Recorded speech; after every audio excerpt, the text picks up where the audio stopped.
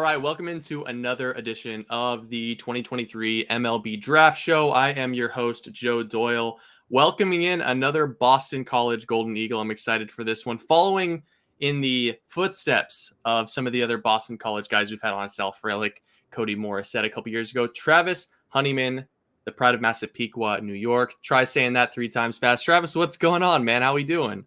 How you doing? Yeah, thank you for having me on. Absolutely. I'm excited to talk to you because man, you had a massive 2022, I should say. You carry that over to a big summer in the Cape, playing for New Orleans. We'll get to that in a minute, but before we kind of dive in, why don't you tell the viewers, tell the listeners a little bit about Travis Honeyman, what your skill set is, what type of player you are on the field, and then a little bit more about who you are off the field. Yeah, I like that. All right. So, yeah, like you mentioned, I'm Travis Honeyman. I'm from Ohio, New York. Grew up in a town called Massapequa. Baseball is really big in Massapequa. We actually won a state championship in 2018. So it's a pretty big deal over there. But I would say the type of player I am, I actually did one of these before, and I said that I was a 5-tool player, and I received some backlash about that. But I will stand by that and say that I'm a 5-tool player because like that's just what I do. So I'm gonna say I'm a 5-tool guy. And then what else did you say? What else did you Who are you off the field, man? What are you into? What are your hobbies? What are your passions? What do you like to do to kill your time? Yeah, so I'd say off the field, to be quite honest, I like to just, hit. But other than that, I like to play video games, hang out with my buddies. I recently just started getting into like photography a little bit, like taking photos, which is pretty cool. It's a new hobby. But yeah, that's pretty much it. Very cool. My wife is a wedding photographer, so I'm Nice. surrounded by it at all times. Yeah. The 5-tool thing. You said you got some backlash saying that you're not a 5-tool player. What was the one tool that you got called out on for? I mean, you see, it was just my buddies saying like that. I don't know, but sometimes people, I don't even know what they would say because it's not my defense anymore. I've improved on that, but I think they're just joking around me because it's a bold statement to say. But I don't For really sure. Well, talk about your 2022 big season. You obviously surrounded yourself with a million good hitters in the Boston College lineup. You guys are stacked again for 2023. What do you attribute some of your success this past season to? Yeah, I'd say 2021. I didn't really play too much. I didn't have a large sample size, especially during the school season. I didn't really play at all. But then summer season, I actually got to play a little bit. Just going into the 2022 season, I was definitely a little more hungry than I ever was, just because it was kind of a rude awakening getting here and just not playing in the beginning, which hurt me, so made me work even harder. But kind of just doing the same stuff I usually do, and I got the opportunity to actually play and display my talent, so that helps when you get the chance to do that.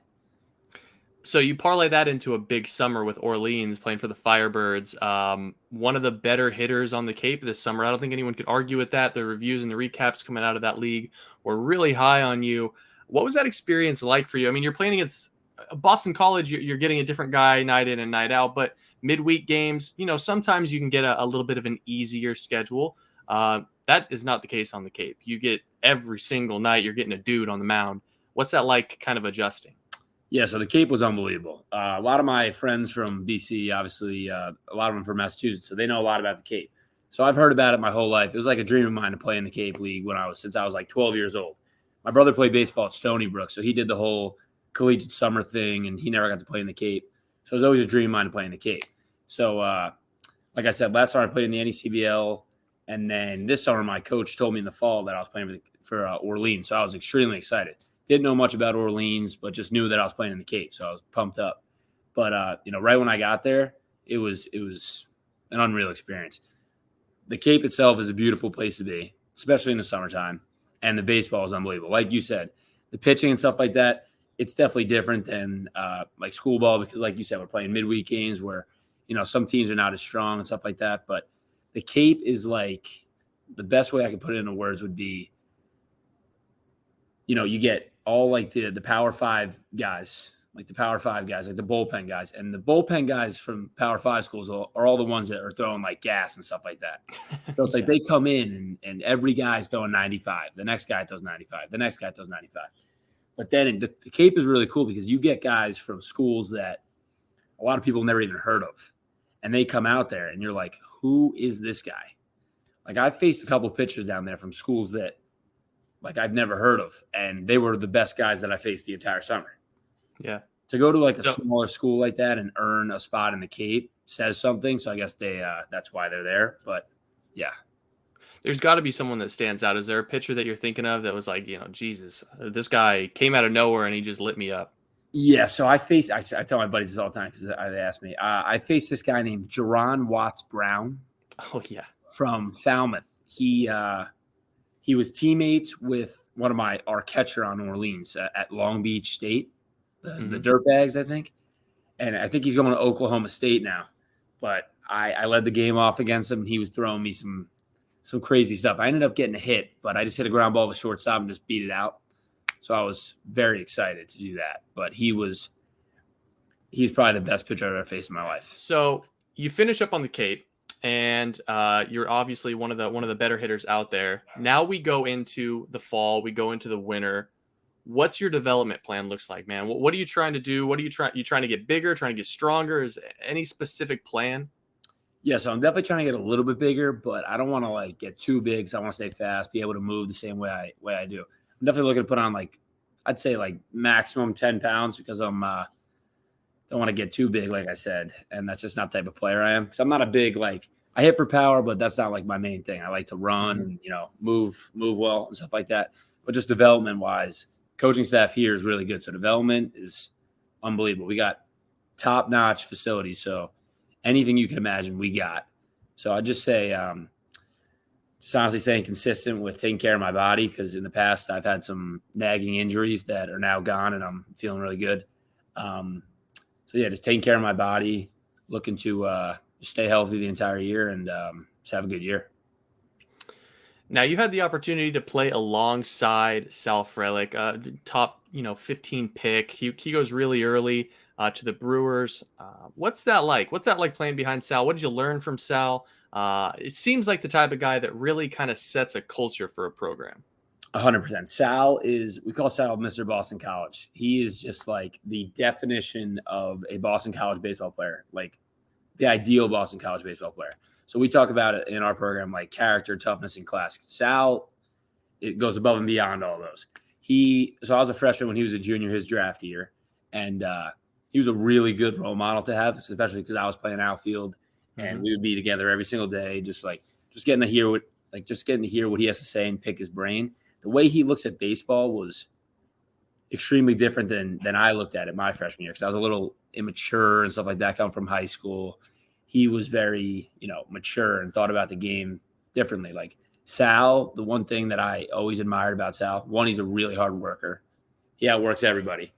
But he would never, if he was 0 for 5 in a game, he'd come back in the dugout and just be the same guy. And then he'd go out in center and make a diving play or throw somebody out.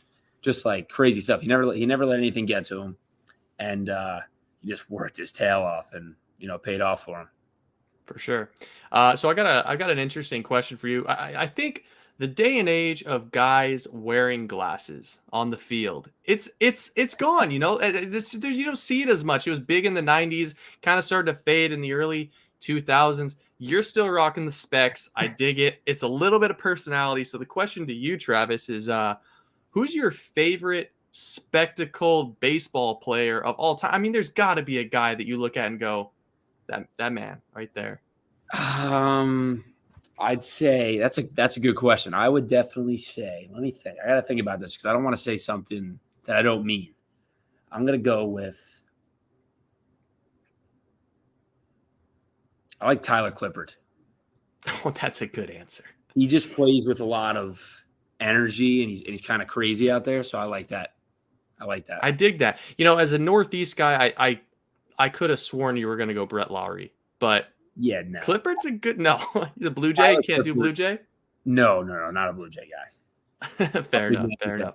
Big game. All right, man. So you guys have a big lineup coming through in 2023. Joe Vitrano is going to be anchoring that lineup with you. What are you guys looking to accomplish in 2023? Have you started having team meetings about, where this team could go? What sort of goals you've got? Yeah, so we actually had our first team meeting today. And we met with our hitting coach, all the hitters, and had a good conversation. make sure that everybody's on the same page. Because, last year wasn't ideal. It was a pretty brutal year, to be honest. It hit us very hard. So we're going to do everything in our power to not have a repeat of last year. But we were just talking today about like going over that game plan and just making sure everybody's committed to the process and stuff like that. Like you said, Joe Vitrano, he's a stud. So he's going to be a big part of this team this year. And we got guys like Cameron Leary and we got our shortstop back, Vince Cimini. So that's good too. But last year, I just felt like we couldn't put anything together. Like we would hit one day and then we wouldn't pitch. And then we would pitch one day and then we couldn't hit. So kind of just putting everything together is, I think, what we'll be working on the most. Yeah. And you've got some good arms coming back this year as well. So you guys are going to be in better shape there for sure. Oh, yeah. Well, let's kind of finish this thing off with a little bit of rapid fire questions. We kind of like to finish these episodes with some quick hitters, if you will. Who is the best chef at Boston College on the team? The best chef, I would say Aiden Crowley. Aiden, what's his dish? He's just always cooking something. We just started living together, and he's cooking something every night. So I'm going to go Aiden Crowley because I don't know. A lot of guys don't really cook. I'm going to go Aiden Crowley. Yeah. All right. That's a good one. Now, you've been in conference for long enough. Now, I'm going to give you a chance to put you guys on the spot here. Which team has the worst home baseball fans?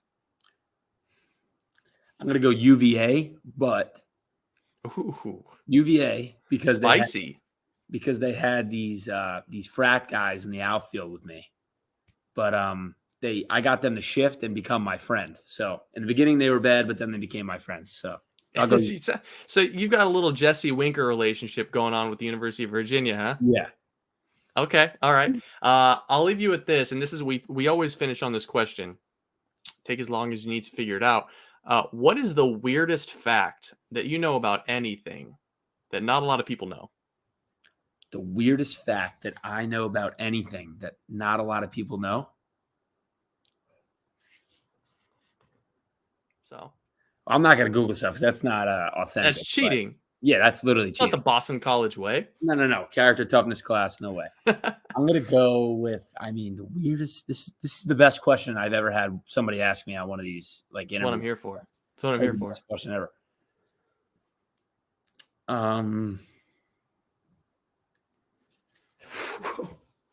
This is crazy. Okay. I think I got it.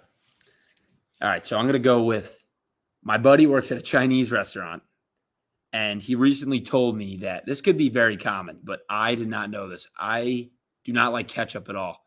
But he told me that in General Tso chicken, there's actually ketchup in that.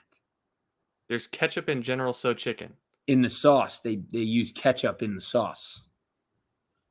Okay, I'm a pretty big fan of General Tso chicken, and that's not something that I realized. And now I'm tasting it, and I taste it. I don't know how true it is. Maybe it's just that restaurant, but that kind of ruined it for me because that kind of ruins it, man. That kind of takes the fun out of it. It's like all the secret sauces that you find out when you're like 12. You're like, oh no, that's just ketchup, mayonnaise, and mustard put together. Yep. Like really? That's fry sauce? That's kind of a bummer. Yeah. Travis Honeyman, Boston College outfielder, expecting big things from you, man. You really kind of put yourself on the map this summer on the Cape. Excited to see what 2023 has to hold for you and the Golden Eagles. Yeah, thank you so much for having me. It's going to be an exciting year.